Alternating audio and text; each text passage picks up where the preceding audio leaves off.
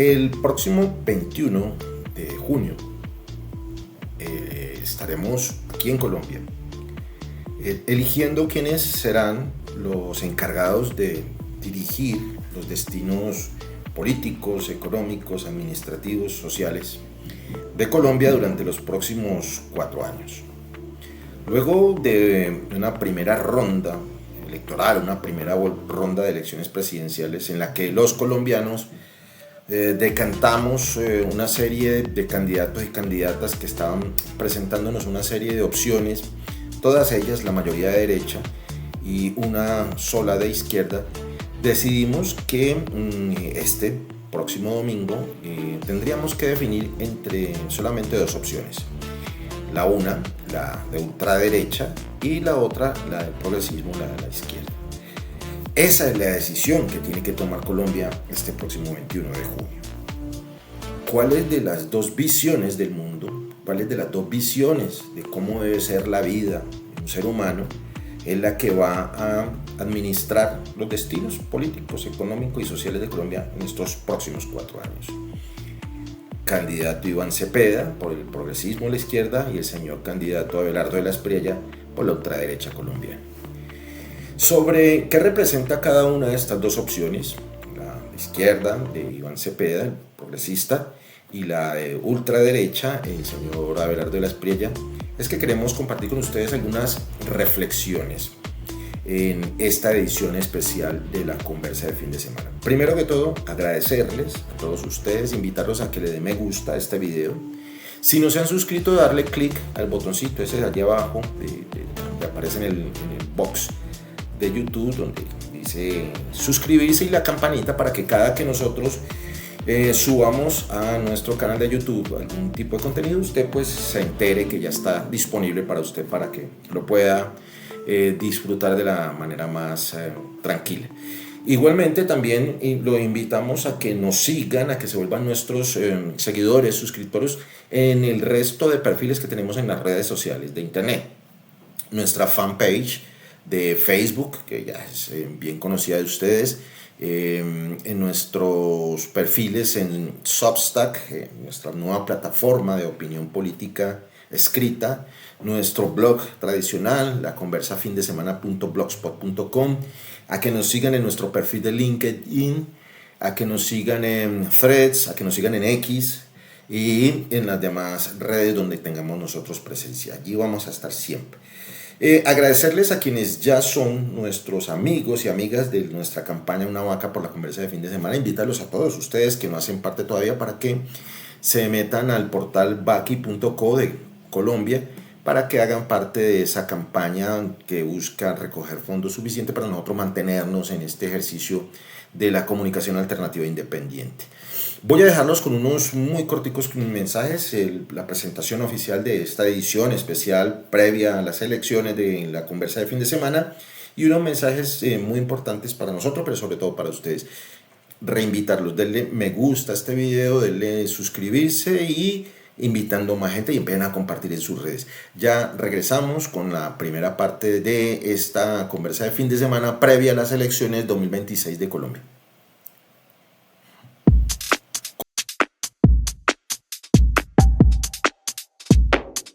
Sean bienvenidas y bienvenidos a la edición central de la Conversa de Fin de Semana. Les invitamos a compartir algunas reflexiones alrededor de los hechos, personajes y temas que han generado opinión pública en días recientes. No olviden darle me gusta a nuestros contenidos y convertirse en seguidores y suscriptores en nuestros canales y demás perfiles en las redes sociales.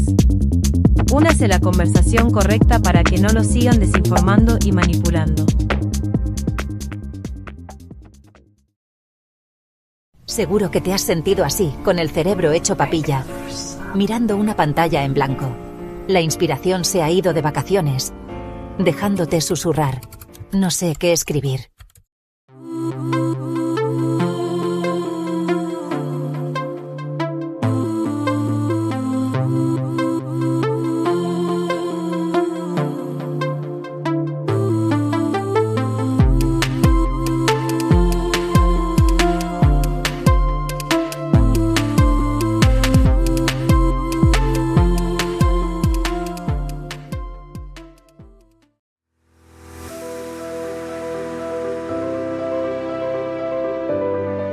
Si ustedes se sienten orgullosas de verme a mí, pues yo me siento orgullosa de verlas a ustedes.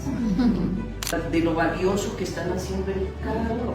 Y mire, esa es la Colombia profunda, no tenemos que ir al Chocó. La Colombia profunda está en las ciudades, porque hay iniciativas tan bonitas que no las conocemos.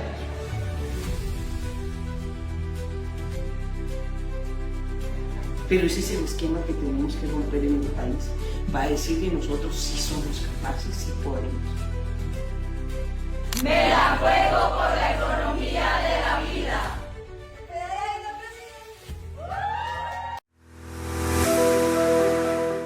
Este 21 de junio, juguémonos por la vida, votando por Iván y por Aida.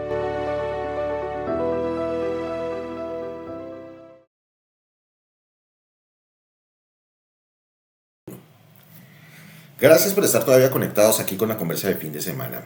En esta edición especial, particular, no en nuestro horario normal. Hoy estamos en miércoles futbolero, en medio de la fiesta pues, del Campeonato Mundial de Fútbol que se está llevando en Norteamérica. Les decía yo al comienzo que este domingo, en medio del Campeonato Mundial de Fútbol, nuestra sociedad va a tener que decidir entre dos opciones muy distintas, diametralmente opuestas, cuál va a ser la forma en que quiere que la sociedad colombiana, el Estado, nuestro país, se administre durante los próximos 4 años. Por un lado está la opción de extrema derecha, representada por el señor Abelardo de las Priella y su fórmula vicepresidencial, ex ministro de Hacienda, bastante cuestionado, del expresidente Iván Duque, parte pues de toda la hegemonía que tuvo la derecha en Colombia durante los últimos 20 años, excepto los últimos 4, que pues estuvo a cargo de las decisiones de nuestro país. Por el otro lado, una propuesta de continuidad del oficialismo, del pacto histórico, en este momento en cabeza del actual presidente de la República de Colombia, el señor Gustavo Petro, y su fórmula vicepresidencial, la señora Francia Márquez, en cabeza de el ex senador, defensor de los derechos humanos y representante eterno, diría yo, de las víctimas de la violencia aquí en Colombia, el señor Iván Cepeda, y la líder indígena, ex senadora de la República, ex representante, consejera mayor del Consejo Regional Indígena del Cauca, ex lideresa, ex vocera de la Minga Suroccidente, la señora Aida Quilcue. Como ven ustedes, dos extremos del espectro político, en términos sociológicos, históricos, antropológicos, de las cosmovisiones que hay en Colombia. Por un lado, la ultraderecha, exacerbada, llevada al límite, que cree que lo más importante es resguardar los intereses de una clase privilegiada que durante 200 años ha mantenido el control político y económico de este país, y que por una especie de designio metafísico, inclusive camuflado detrás de algunas teorías económicas, pues debería seguir en el poder, con el único fin de sostener el sagrado derecho de enriquecerse que tienen unos muy poquitos colombianos y colombianas, e incluso gente del extranjero que tiene intereses en Colombia, y que para lo cual aspira a tener las manos libres, incluso de los límites que pone la ley colombiana, la Constitución, para poder privilegiar esos intereses particulares de una casta política económica que durante 200 años ha demostrado hasta la saciedad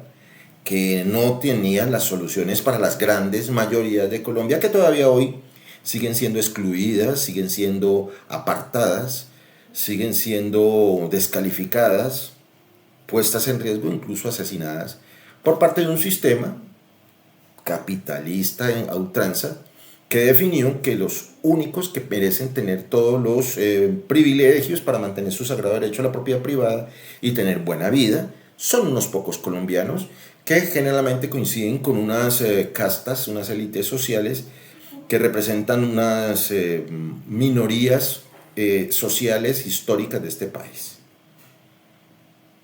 versus una opción que pretende plantearle a la sociedad que sí es posible un país donde efectivamente ese derecho a tener propiedad privada, a prosperar, a ser rico, no es exclusivo de una élite de 4, 5, 6, 10 familias de este país, sino que debe ser un derecho para todos.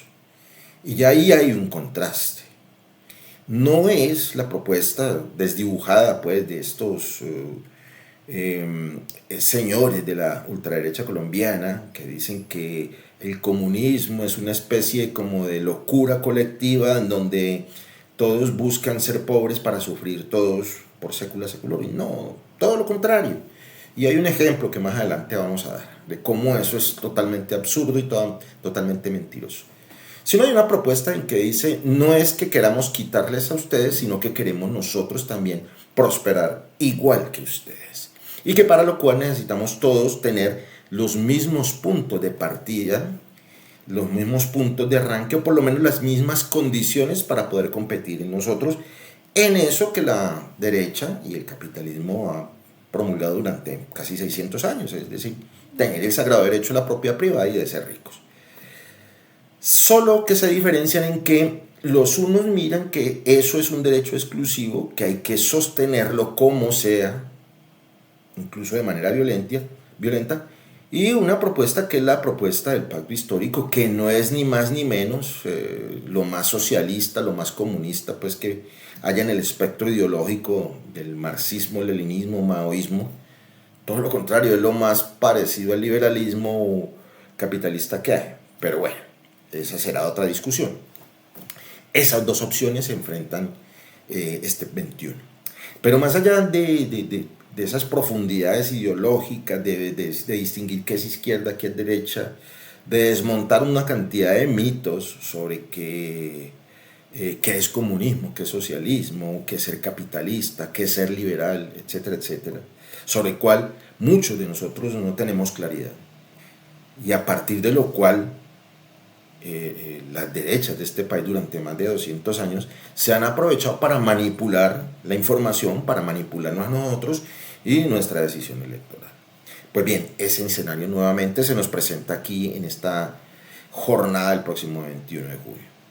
Pero más allá, vuelvo y digo, de las discusiones profundas de ideología, de que es derecha, izquierda, etcétera, etcétera, está lo que necesita un país como Colombia, que tiene sus particularidades.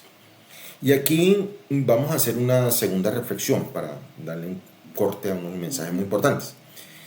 Durante toda la vida, antes del gobierno de Gustavo Petro, incluso el de sus campañas en las alcaldías de Bogotá y el de muchos otros líderes sociales, políticos en las regiones de Colombia, se nos dijo, se nos vaticinó que el ejercicio de nosotros elegir a una propuesta progresista, izquierda, liberal radical, como diría alguna vez el maestro, el finado Carlos Gaviria, pues era el acabose para la sociedad colombiana. Y la verdad es que los datos son contundentes, son tosudos, están ahí, son duros, son datos, son cuantitativos, y han demostrado que no nos quebramos, por el contrario, somos uno de los poquitos países que se dio el lujo de pagarle al Fondo Monetario Internacional la deuda. Contrario a lo que está ofreciendo uno de los candidatos hoy en liza, el de la derecha, que dice que lo primero que va a hacer es volvernos a endeudar, refinanciar la deuda. Y quienes hemos tenido tratos con el sector financiero, nosotros sabemos muy bien qué significa refinanciar. Parecido a lo que pasa en Argentina. Nos refinanciamos y nos volvimos más pobres, porque quedamos endeudados por sécula seculorum. Bueno, efectivamente, ese será un análisis más adelante. Pero lo que yo quería significar en este pedacito es cómo nosotros, a partir de unas soluciones facilistas, de unas soluciones incluso traídas de la ingenuidad o aprovechándose la ingenuidad nuestra, pretenden engañarnos y manipularnos. Pretenden incluso cambiarlo, ya lo he dicho al principio, para presentarse ahora, justo antes de elecciones, como los salvadores. algo que muchos de ustedes dirán, pero es que eso es lo que hacen los políticos siempre. Pero miremos más adelantico que eso no es tan así. Y cómo inclusive esa manipulación mediática de la que hemos sido víctimas durante los últimos 4 años nos ha perjudicado incluso en nuestra psique. Cómo ha logrado que naturalicemos lo que hasta hace 4 años todos coincidíamos en denunciar como impropio, como delictivo, y ahora un sector de la población colombiana acepta, promueve y quiere que sea su modelo social y económico en los próximos 4 años. Pero si quieres saber de qué estamos hablando, por favor, aguanten un momentico, síganle dando me gusta, síganle dando compartir a sus redes sociales, esperen un momentico, unos muy importantes mensajes que queremos compartir con ustedes y seguimos con el otro análisis ya para ir adelantando en esta edición especial de la Conversa de Fin de Semana. Seguro que te has sentido así, con el cerebro hecho papilla, mirando una pantalla en blanco. La inspiración se ha ido de vacaciones, dejándote susurrar. No sé qué escribir.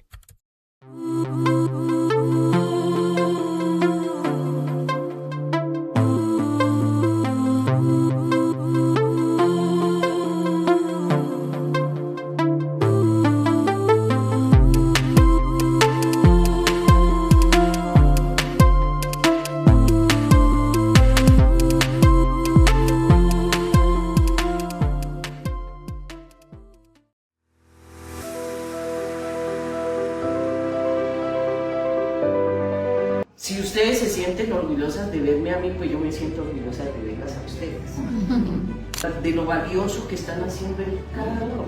Y mire, esa es la Colombia profunda, no tenemos que ir al Chocó. La Colombia profunda está en las ciudades, porque hay iniciativas tan bonitas que no las conocemos.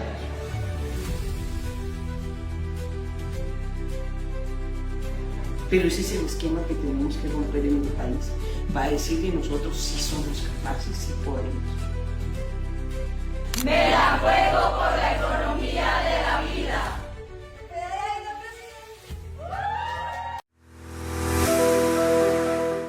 Este 21 de junio, juguémonos por la vida, votando por Iván y por Aida.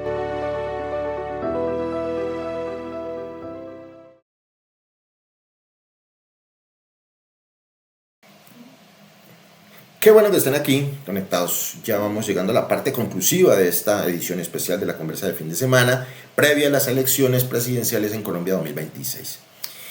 Veníamos diciéndole para la gente que apenas se está conectando, agradeciéndole, invitándole a que le me gusta a nuestro canal de YouTube, a nuestras redes, en el resto de nuestros perfiles de la Conversa de Fin de Semana.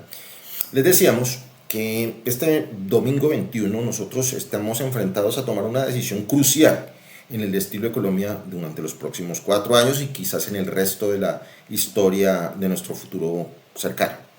Y es cuál de las dos visiones de mundo va a ser la que va a dirigir nuestros destinos sociales, económicos, políticos. De un lado, una opción de extrema derecha, de elitismo puro, ya lo he dicho, ya desenmascarado. Y por el otro lado, la continuidad del oficialismo, es decir, de la propuesta de la plataforma política del pacto histórico, de corte progresista, liberal, no tanto de izquierda dura, sino de la socialdemocracia, dirían algunos. Esas son las dos opciones, alrededor de las cuales durante los últimos 4, 6, 8 años se han tejido una cantidad de manipulaciones informativas que incluso han llevado a que lleguemos al extremo en el que estamos hoy, en el que el debatir, criticar, estar en desacuerdo, se ha vuelto una tara, un pecado, algo que criticar. Todo lo contrario a lo que debería ser una sociedad democrática, como decíamos al principio, de la cual nosotros nos jactamos ser hace 200 años. Una democracia sana permite el disenso, el debate, la controversia, el confrontar ideas, argumentos, datos, y no el simplemente estar en la falacia, en el acabar con el argumento a punta de mentiras, de falseamiento de la realidad e incluso de la agresión física, de la agresión verbal y jurídica, como ha pasado en estos últimos datos. Ese escenario es el que tenemos hoy en día y es el que nos permite mirar cómo tenemos dos formas de entender la vida totalmente distintas en este país. Una parte de la sociedad votó o se expresó a favor de una visión de la vida comunitaria, de la vida en conjunto, donde salvando las diferencias, promoviendo incluso las diferencias, se cree que es posible desarrollarnos como sociedad en conjunto, como Colombia, como un solo país.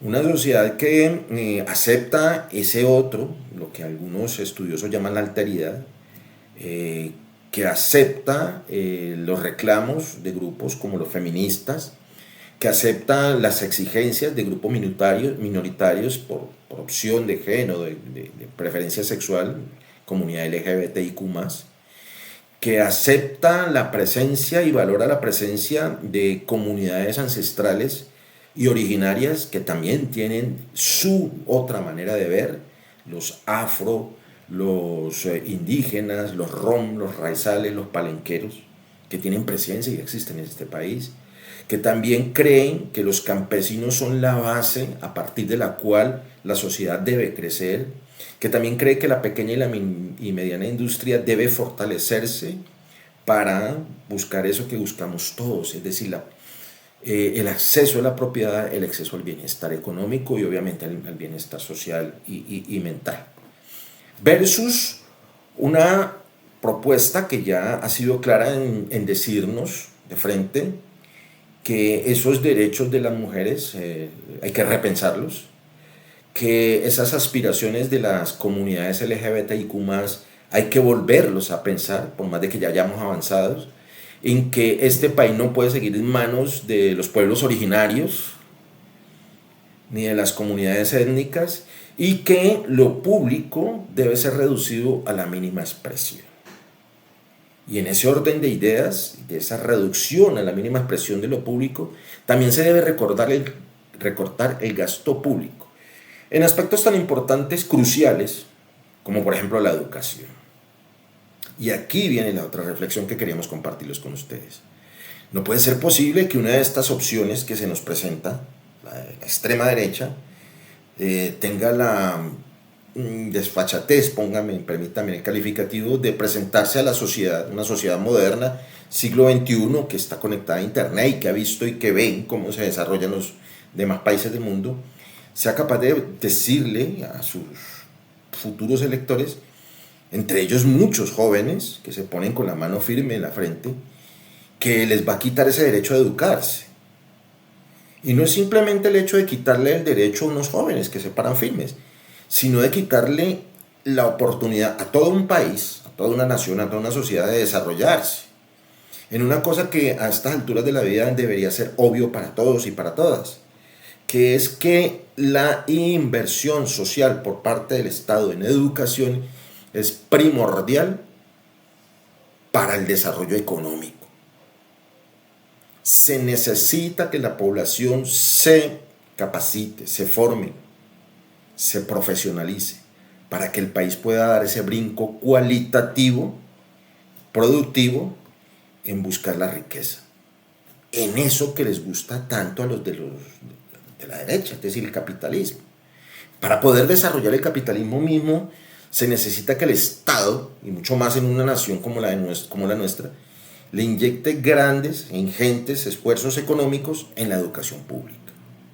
Y no las propuestas estas de sacar todos los recursos públicos para favorecer unos 4 o 5 emprendimientos educativos privados para seguir favoreciendo el avance académico de una porción disminuida, muy poquita, de la sociedad colombiana. Todo lo contrario a lo que han hecho, lo que nos ponen como ejemplo de desarrollo. El sudeste asiático, los tigres, hablando de tigres,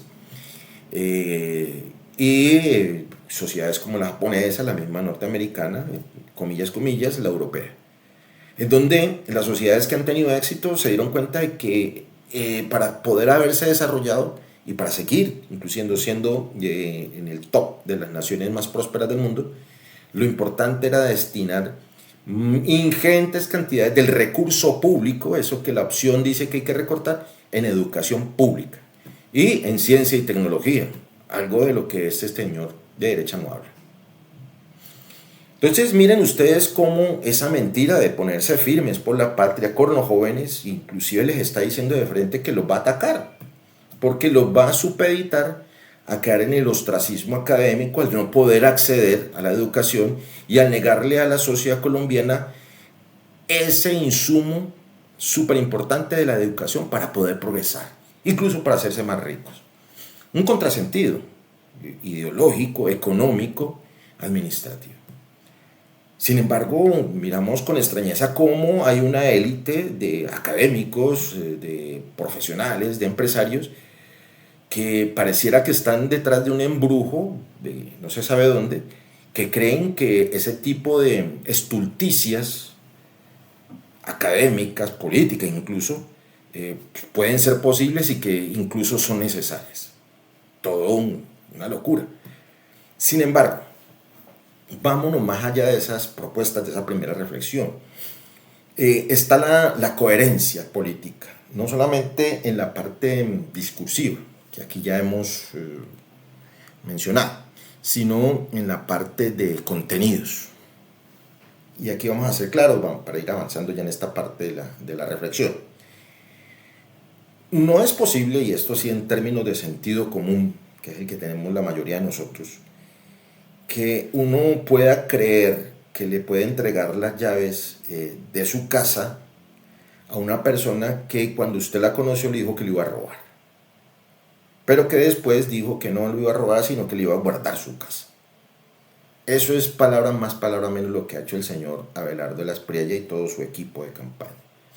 Al darse cuenta de la incoherencia ideológica, discursiva, política de su posición original, que es la de él, la de Abelardo de las Priella, pues ha optado por una fortísima campaña mediática en todos los medios tradicionales, por aquí, por las redes sociales, para desdecirse, es decir, para contradecirse a él mismo de lo que ya había dicho hace menos de un mes. Una persona que se pintó a sí misma como el más detestable de los misóginos. Para los que no sepan, misógino es un hombre que no gusta de las mujeres en el sentido de su existencia, no de apetito sexual ni nada de esas cosas.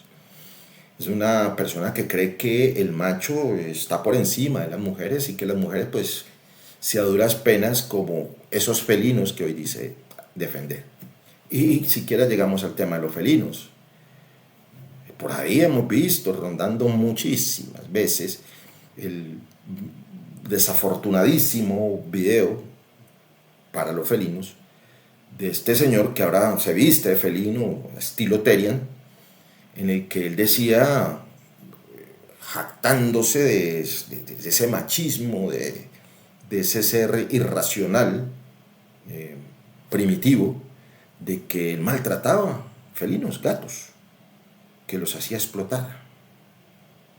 Entonces, ¿cómo puede ser posible que una persona que ve videos de un señor de ese, que ve su comportamiento, ve su discurso, que sabe que es una persona que desdice de las mujeres y que de hecho en escenarios públicos, incluso ya en campaña, hace alarde de ese machismo grosero, vulgar, maltratando periodistas, mujeres, y diciéndonos palabras más, palabras menos a todos los colombianos y sobre todo a las colombianas? Qué pena reiterar eso, que el éxito del candidato Terian es el tamaño de su pene.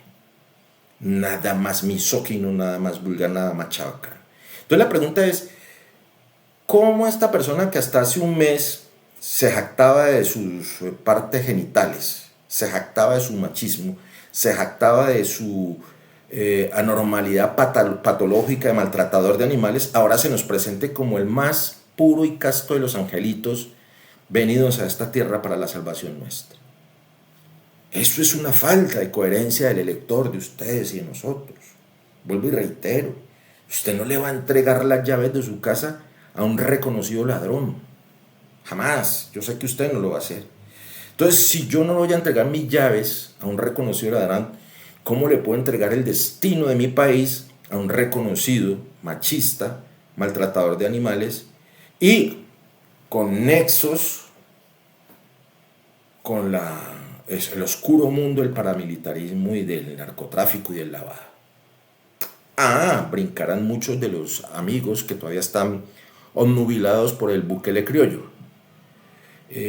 No, pero es que él es abogado y una cosa es una cosa, como diría el filósofo de Buga, y otra cosa es otra cosa. Pero deténganse allí también a pensar un momentico.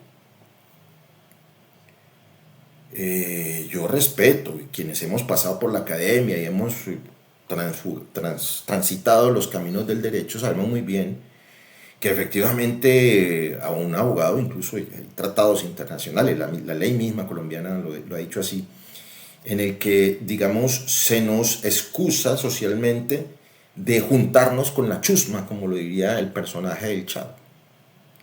Porque esa es nuestra labor, incluso es una de las prerrogativas de la democracia, es decir, brindarle las posibilidades de defensa a quien no las tiene. Una cosa constitucional. Pero otra cosa es aprovecharse de ese particular fuero que tiene el ejercicio del derecho, de las leyes, para sacar provecho personal para enriquecerse. Una cosa es una cosa y otra cosa es otra cosa. Dirán, pero yo qué culpa tengo de ser tan buen abogado y tan vivaracho. Y es allí donde está el intríngulis de esto que nos está pasando como sociedad. Hemos venido normalizando que el vivaracho, el que saca provecho de la línea tenue, de la ética que el mismo señor candidato presidencial de la Espriella ya está diciendo que no respeta. Y ahí hay otra reflexión. Pero ¿cómo nos puede decir un señor que aspira a ser el dirigente de nuestro destino durante los próximos años que no cree en la ética, que no cree en lo correcto? ¿En manos de quién? Nos volvemos otra vez a lo que yo les decía. ¿Cómo le vamos a entregar las llaves de nuestra casa y el destino de nuestra familia a un bandido? Y que se jacta de ser bandido además. Pero adelantémonos. No contentos con eso. Han desarrollado toda una trama, o han seguido continuando con una estrategia mediática que ustedes ya conocen, el proyecto Júpiter, etcétera, etcétera, donde los medios tradicionales parecen estar en estos momentos en una orgía comunitaria alrededor de un personaje tan funesto como este, que a punta de incongruencias de tipo económico, de tipo político, de tipo ético, social, tiene embelesados a un poco de gente que tristemente se ha dejado envolver por esa estrategia publicitaria. Pero esa será nuestra última reflexión después de estos muy importantes mensajes.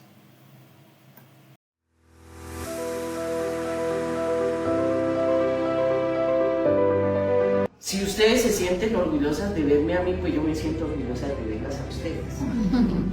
De lo valioso que están haciendo el cambio. Y mire, esa es la Colombia profunda, no tenemos que ir al Chocó.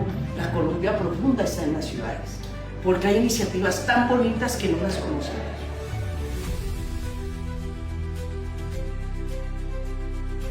Pero ese es el esquema que tenemos que romper en el país. Va a decir que nosotros sí somos capaces, sí podemos. Me la juego por la economía de la vida.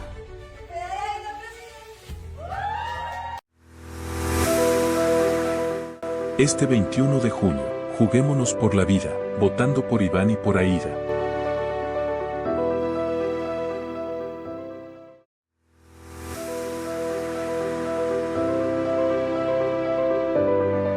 ¡Qué emoción! Ojalá los jóvenes se unieran así para cambiar el país. Somos como mariposas amarillas. Contemos historias de alegría, no de miedo. El pueblo es la fuerza de la historia. No estamos para entregárselo a un recién llegado. La libertad es el derecho a ser diferente. Juguemos por eso, sin miedo. Tengo más orgullo que miedo. El partido que no podemos perder es este 21. Hagámoslo por esa Colombia del pueblo, la que tiene historia, memoria y esperanza. Por los jóvenes, por el pueblo, por la libertad, por Colombia. Nos la jugamos por la vida.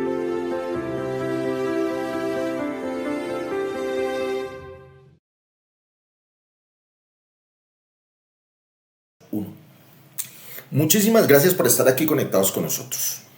Esta ya es la parte de reflexión final. Hablamos de las incongruencias de candidato de la derecha. ¿Y por qué hablamos de esas incongruencias y no las del otro? Pues porque, como ya lo habíamos dicho quienes nos siguen a nosotros en nuestras redes sociales, pero sobre todo en este espacio de la conversa de fin de semana en YouTube, que nosotros desde hace mucho tiempo, desde hace casi 10 años que llevamos en este ejercicio de la comunicación, hemos sido congruentes, honestos, hemos tenido coherencia, por lo menos con los 4 o 5 compañeros y compañeras que lo siguen. El que llega a la conversa de fin de semana sabe de qué orilla ideológica estamos hablando. De hecho, el señor que está allí al frente y allá atrás mío da una muestra. Después le explicaremos por qué está ahí. Es decir, nosotros siempre hemos dicho que más allá de nosotros opinar, presentar algunas reflexiones, algunos puntos de vista muy humildes desde acá de la provincia, nosotros tenemos un marco conceptual a partir del cual hacemos esas opiniones. Es decir, nosotros hablamos desde la realidad que nosotros entendemos y que queremos compartir nuestra visión con ustedes desde el lado de la izquierda. Nosotros aquí nunca nos hemos planteado en ese pedestal moral de la imparcialidad, de la objetividad periodística que todo el mundo sabe que no existe, sino desde nuestra humildad, de un simple comunicador de provincia que tiene un background, pasado académico y político de izquierda, y a partir del cual tiene una visión muy subjetiva, muy particular sobre la realidad política, social, económica de la región, del país y del mundo. Dicho lo cual, vamos a hacer la reflexión. Hablamos de coherencia.